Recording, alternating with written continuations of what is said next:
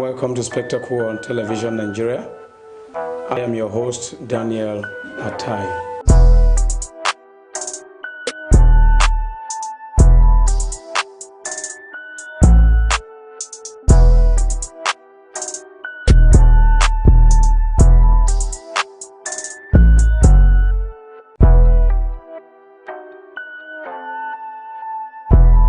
Welcome to Spectacle on Television Nigeria. I am your host, Daniel Atai.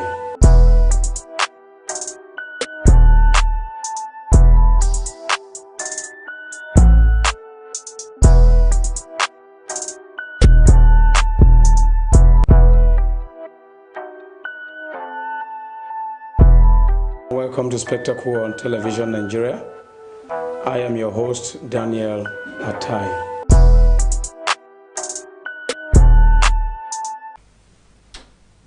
Corruption and international relations in the fight against money laundering and other fraudulent acts by persons who are in asylum overseas, and which requires extraditions. The Maina's extradition and the case of Dieziani Alice Madueke is what we shall be looking at in today's Spectacle on Television Nigerian. I am Daniel Atai. Don't go away, as I have competent jurists in the studio to look into this. Please stay tuned.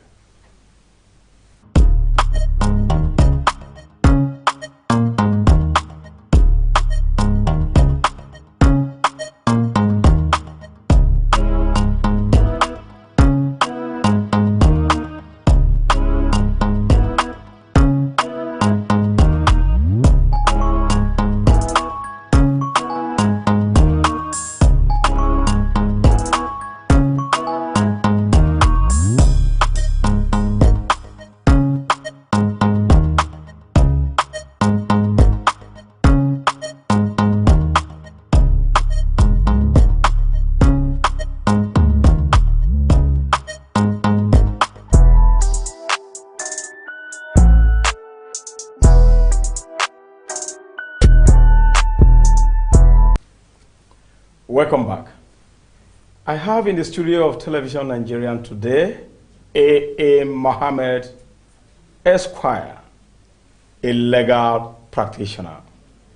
A.A. Mohammed Esquire, I hope I pronounced it well. Very well, Mohammed. Mohammed Esquire. Yes. Welcome to Spectacle. Thank you very much. Thank you, viewers. It's been a long time. Very well. And shortly to join us in the studio would be Silvanus Okwe Esquire. He is a young barrister. We will be waiting for him while the discussion goes on. And shortly to join us in the studio would be Silvanus Okwe Esquire. He is a young barrister. Anyway, A.A. Esquire, sorry for that holdback. Before we go into the story of both Maina extradition from Niger Republic and Dieziani's in pursuit, of course, the EFCC are facilitating his extradition too from, I think, from the United Kingdom. Some people said she is in the Dominican Republic. I don't know whether that region will have international ties with them in terms of seeking extradition of persons with questionable characters. However, what I don't seem to get quite okay, and what many Nigerians are asking is that in the case of Dieziani Alice Madueke, since 2015 and counting, what has made it very difficult for her to come to answer some criminal allegations against her, especially in the area of money laundering, before we go into it in Nigeria here? Thank you very much. You know, in respect of Dieziani Alice, there is always this observation, or do I say a team, that is usually constitute the role of reciprocity in the law of extradition. there must be that bilateral agreement between a state and a state. What I mean by state, meaning a country and a country. Why it has been so difficult for the Federal Republic of Nigeria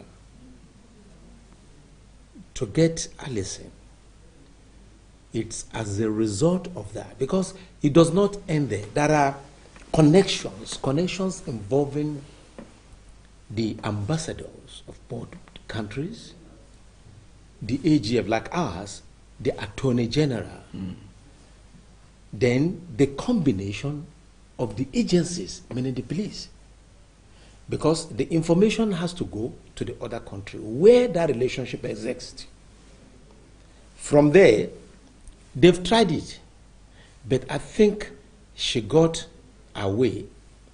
The fact that she knew we do not have bilateral with that state. Dominican Republic. Very well. And that is why it has been a slight difficult to do whatever that they wanted to do in respect of at least bringing her down to repatriate her, just like they did to Maina.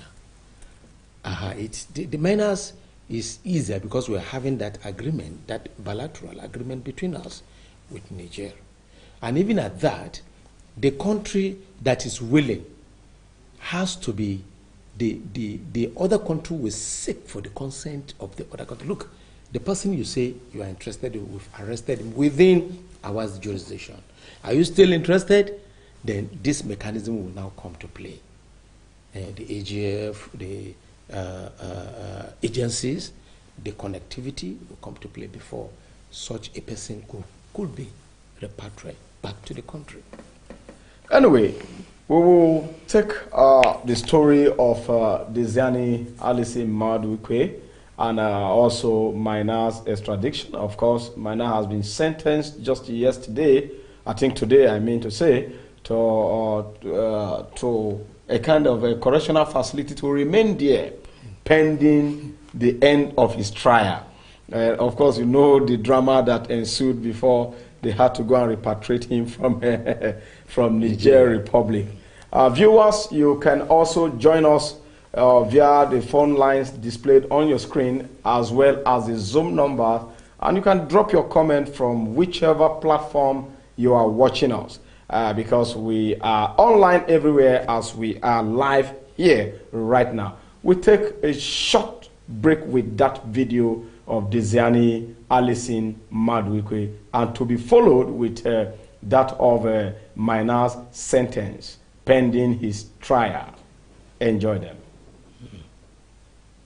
In November 12, 2019, Justice Ijeoma Ojukwu of the Federal High Court in Abuja threatened the Economic and Financial Crime Commission that she would strike out a $39.7 million and another 3.32 billion naira money laundering case against Dieziani Alison Madueke if the EFCC could not extradite the former Minister of Petroleum Resources to Nigeria on or before March 2020 to face trial. Because the Commission had in November 2018 filed 13 counts of money laundering against the ex-minister, accusing her unlawfully taking into her possession the above sums with which she allegedly bought choice properties in Abuja, Lagos, and Port Harcourt while she was in office. On July 21st, 2020, the embattled acting chairman of the Economic and Financial Crime Commission, Ibrahim Magu, responded to allegations that he frustrated the extradition of a former Minister of Petroleum, Dieziani Alison Madueke, and other fugitives to face trial in Nigeria, where he rejected the accusation before a presidential probe panel investigating allegations of corruption against him, that it was his accuser, the Attorney General of the Federation, Abubakar Malami, who was actually frustrating the extradition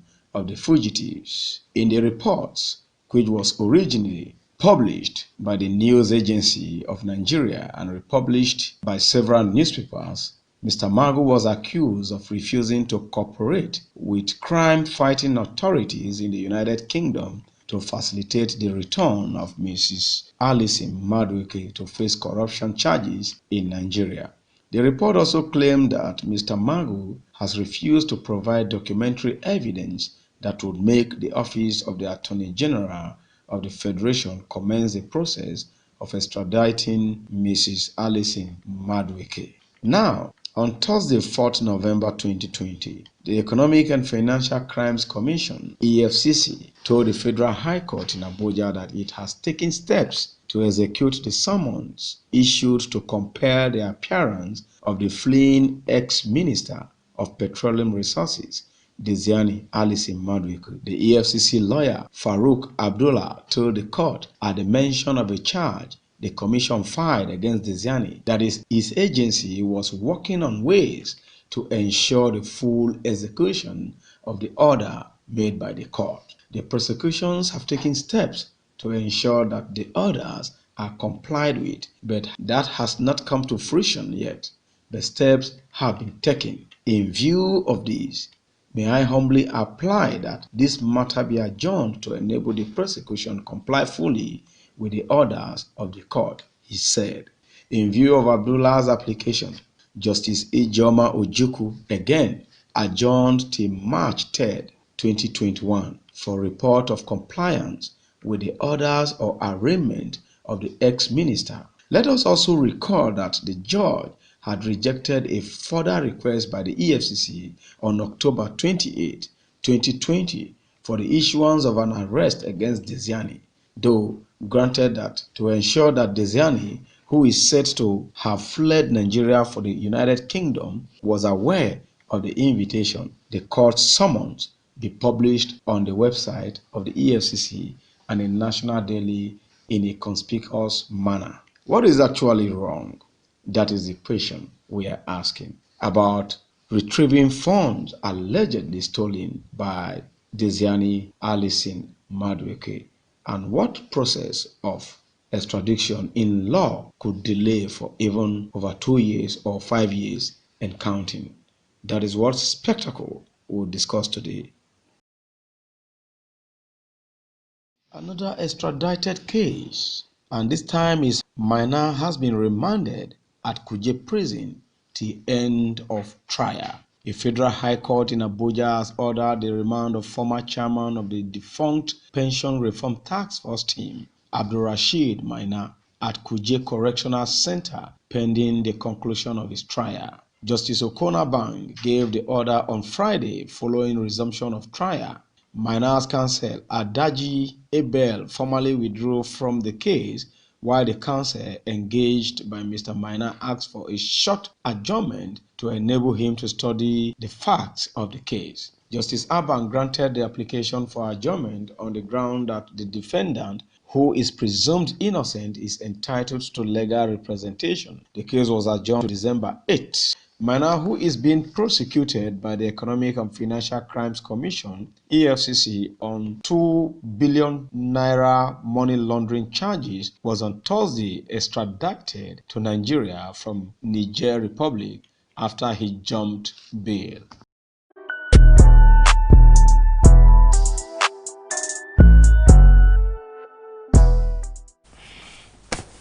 Welcome back. I can just call it days of extradition and whatever, quest for extradition and corrupt trials. With me in the studio still is A.A. Muhammad Esquire.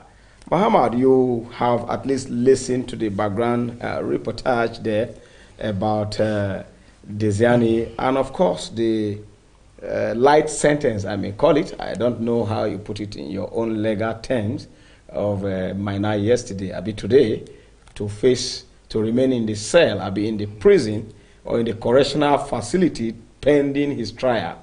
What the country tends to correct there, you are the one to tell us. But this question that we want to ask you, I said, the process of extradition between bilateral countries that have bilateral relations, what does it actually take Does it take years, like we see in the case of Dieziani, Allison, or it doesn't have to take years, like we see in the case of Maina, which was applied within 2 days, and today he is here? What do you have to say about that? I know you emphasized on it a little, but I want you to elaborate on it. Yes. Earlier, I wanted to commend the federal government. It takes lesser days for Maina to be brought to Nigeria. Why, in Dieziani's case, it is not? It is not a question of any law. It is just simple on what I've earlier explained as to the relationship between these countries. If we are having a good relationship with the country, remember, some years in the past, during the military juntas, they wanted to bring in somebody from another country. I could barely hear you. Maybe you have to be audible. Oh, okay. They had wanted to bring in somebody. But because it was a military government, there could be no way of, complying with the procedurals. They went to the extent of, though the kidnapping has not been so populous there. Okay. They kidnapped this gentleman, and they were about bringing him down to this country. Because they believe that if they want to go through this process, it could take a time for what military are. But with a democratic state, definitely, despite the fact that they've been alleged as fugitives or those who perpetrated fraud in their country, yet the law still look at them as perhaps maybe if they could have risen and come back to the country and subjected to trial, possibly to subject themselves to trial. Yes, instead of running away. It has always been my question. Okay. Why do you have to run away? This is the country that you were. And you served. You served. And you were even alleged to have stolen. Thank you very much. And this allegation were able to be established, or they were on the way to be established against. Why are you running away? You've packed those things. You don't have to go to anywhere. Remain in the country. Because there are many trains attached to it. Let me go back to the question. The procedural, like I've earlier tried to explain, there must be an existing bilateral relationship between the two countries. Then it equally involves the ambassadors of the country. It involves, because the ambassadors were the representative of each of the countries.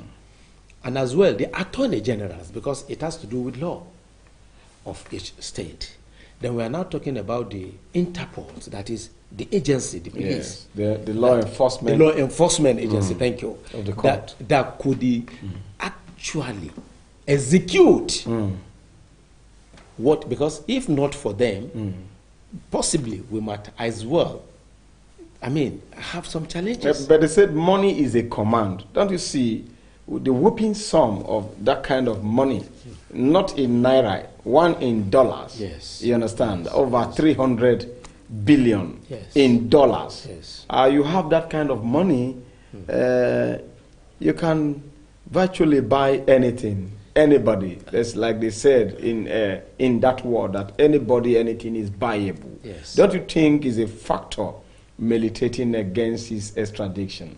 Well, you mean Dieziani? Oh no, I doubt it. I doubt it. If she had gone to the country that we're sharing, or we're having, even before she went to the Dominican Republic, yes, she was in United States of America. Yes, she was also in the United Kingdom, in London. Yes. So how come these countries, we do not have that bilateral with them? With UK, with London, we don't have that bilateral relationship. And he's afraid our fundamental right could be tampered with. That other country would definitely protect her. Anyway, we'll take a short break And when we come, we will be joined by the young barrister, Silvanus Okwe Esquire, and we want to have his take two on today's program. Don't go away because it promises to be an interactive one, and we are looking at international relationship in the fight against corruption, especially with reference to Maina's extradition, and in the case of Dieziani Alice Maduekwe, the former Petroleum Resources Minister. Stay tuned.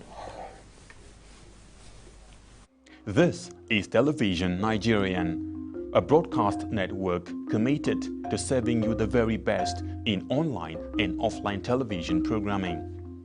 Situated in the serene environment of Guzape, Abuja FCT, TVN, as it is fondly called, caters to a wide variety of audience via carefully orchestrated mind-blowing programs in the areas of fashion, business, politics, entertainment, religion, movies, food and health, culture and lifestyle, events around the globe, sports and foreign news.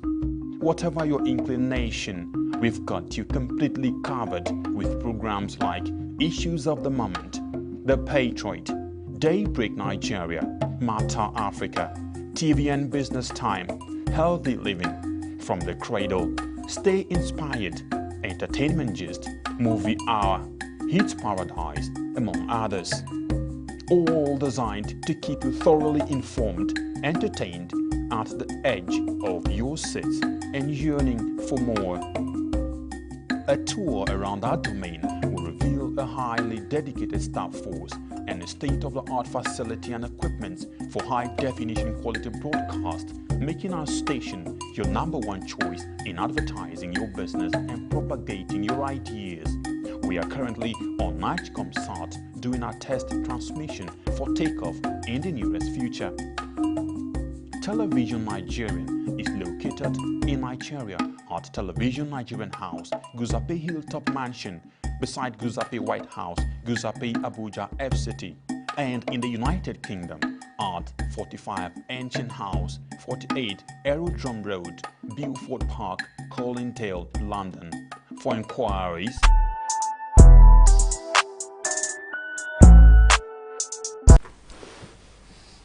thanks for watching and welcome back. We've been joined in the studio by Silvanus Okwe Esquire, as A.A. Muhammad Esquire has just signed out. Like I said, it promises to be an interactive one.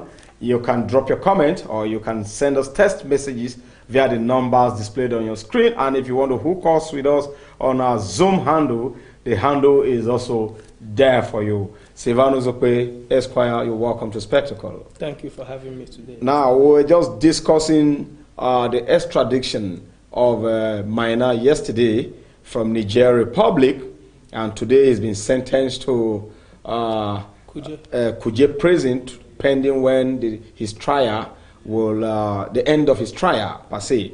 And we are asking the question that in the case of Dieziani Alice Maduekwe, it has been very difficult for the EFCC to bring her back to the country to face the charges for the alleged sums of money to have been stolen by her, $39.9 million and 3.32 billion naira, and one in dollars, one in naira. There are several allegations of money laundering and properties that have been alleged that Dieziani Alice Maduekwe stole from this country. And now she's nowhere to be found. Like we heard that she's in the Dominican Republic. What has stopped her extradition till now? Or is the court of law, competent court of law and jurisdiction, afraid of the legal nitty-gritty that could bring her back to the country?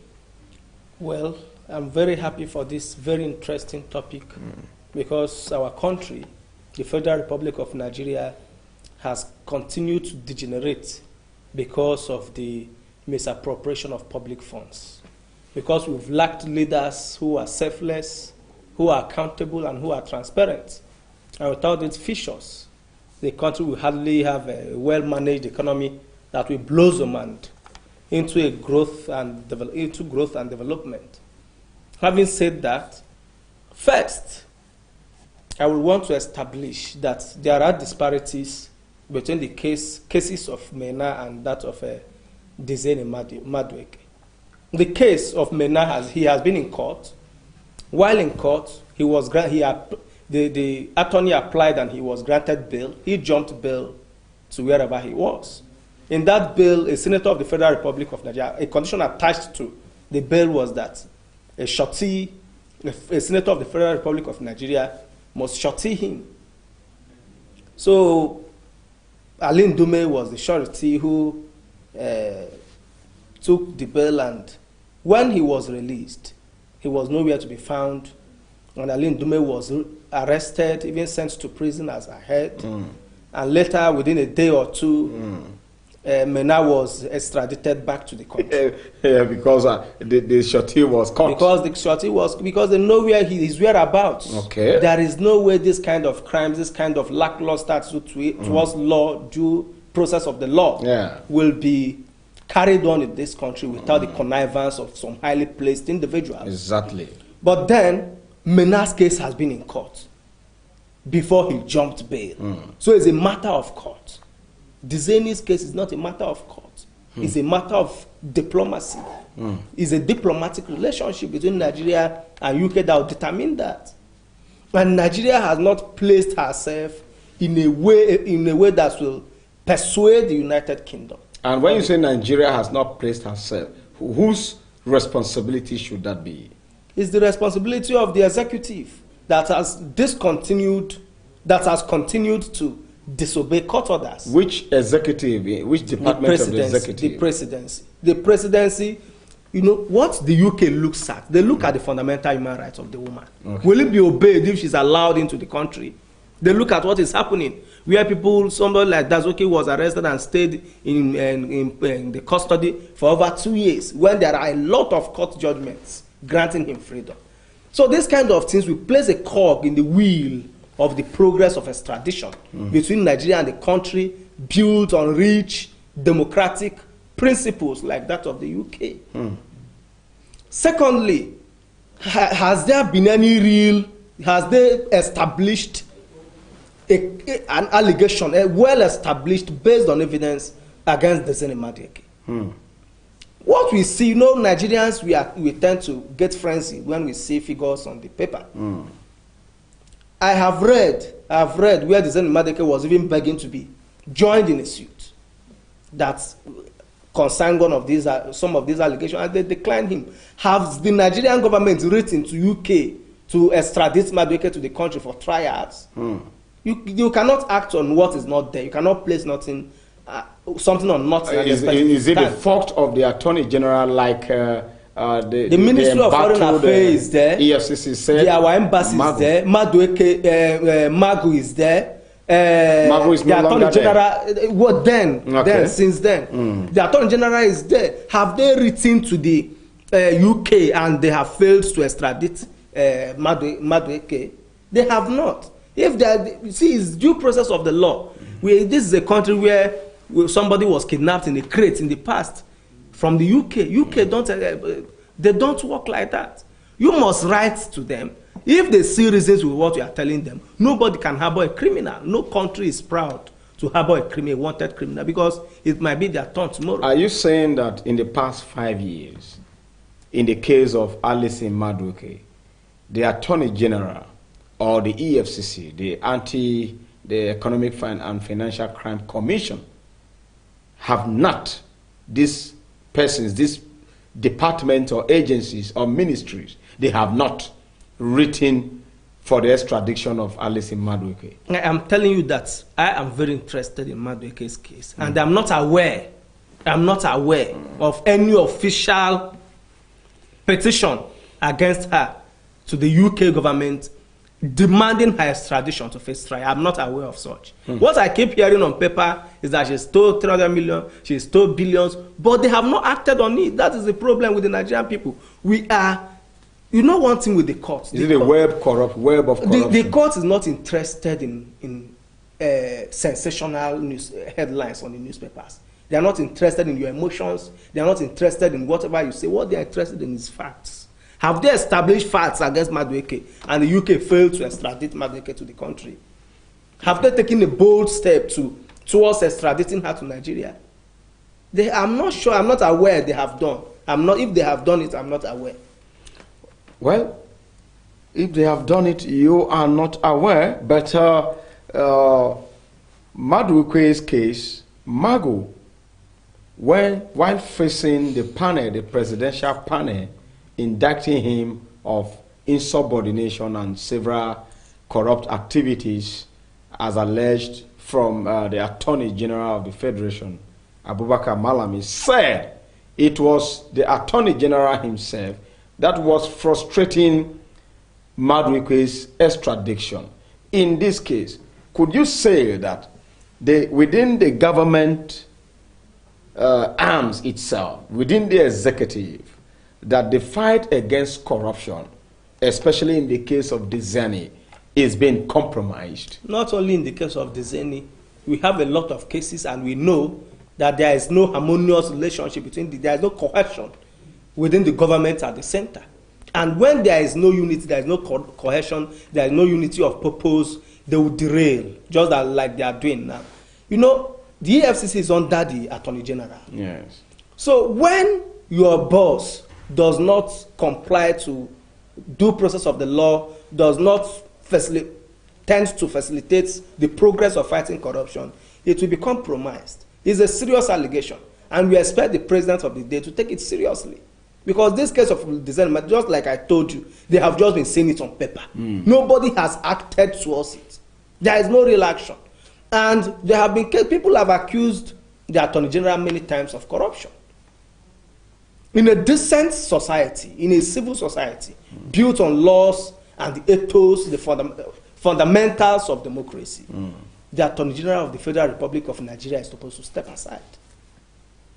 As the chief law officer of the country, you must command confidence and respect of the Nigerians at all times. If you tend to have been tainted, if there are serious allegations, you step aside, and an independent body is established to, pry into that allegation. If it's not true, you come back, and by that way you are even vindicated, and they give you a clean slate. But there are a lot of allegations. People say he has properties. These allegations are serious ones, and they should be investigated if we are in a civil society. And who is supposed to investigate that? The Interpretation Act is clear that he who hires is the only person that can suspend. And he who hires a minister is the president. If the president suspends him, his president is the one that suspended Magu.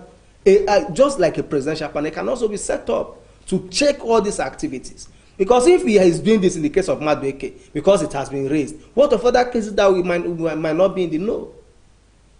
So there are serious allegations. If this government has come on the precincts of corruption, fighting insecurity, and blossoming our economy, and they are failing in all these fronts, it is not healthy for our democracy and for the nation. Well, thank you very much, Mr. Silvanus Okwe. And I think without much ado about extradition, one last question before we leave the studio.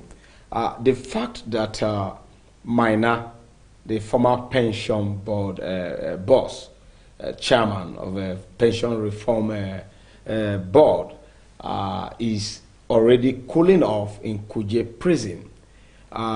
Do you think that the sum of 2 billion alleged to have been stolen by him could be recovered? And is that all about his charges? Well, remember, it's a pension matter we are talking about. Yes. And you know how many persons have died, waiting for their pension and so on and so forth. Could we say that the whole sum total is just 2 billion, judging from what we have been hearing about pension not being paid by many state governors and so on and so forth? Just like I said, the federal government is prosecuting him, And if they are prosecuting him, if they say it's 2 billion, they have evidence for 2 billion. Okay. You cannot tell the court it's 10 billion when your evidence is just for 2 billion. Okay. You'll be making a mess of yourself. So let's take it that they have evidence that 2 billion is what is missing, is what he has stolen, and that is what they are trying him for. But again, whether it will be recovered, I doubt. This thing happened so many years ago, and we know that he must have spent some. This is going about running to Niger Republic and coming back. This takes money, and he has been out of government for a long time. He has been in Dubai, been in many places, and to recover that sum, that total sum, might be impossible. But we have always advocated for sterner punishments for perpetrators of corruption, so that it will serve. What do you call it again? We have always been praying for sterner punishment for perpetrators of corruption, so that it will always send a signal to persons who are into it, who want to be into it, and who admire those corrupt people, because we are the ones who encourage them. Like in the case of China? Yes, you see, we are the ones that encourage them. When a corrupt person steals money and comes to the society, we sing his praises, we praise him. Or if other person who is doing an honest business, we want to turn into corruption. Because as normal human beings, we want to be praised, we want to be appreciated, we want to be noticed. And these are not being done because we are honest. No honest person will spend extravagantly in Nigeria like the present politicians are doing. Well, thank you for coming to Spectacle on Television Nigeria, Mr. Silvanus Okpe. Thank you, Mr. Dan, for having me. It's a pleasure. Thank you very much.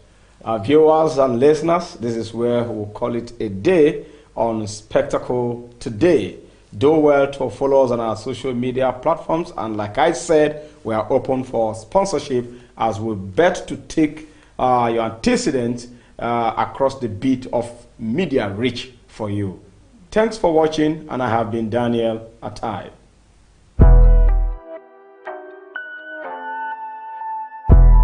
Welcome to Spectacle on Television Nigeria.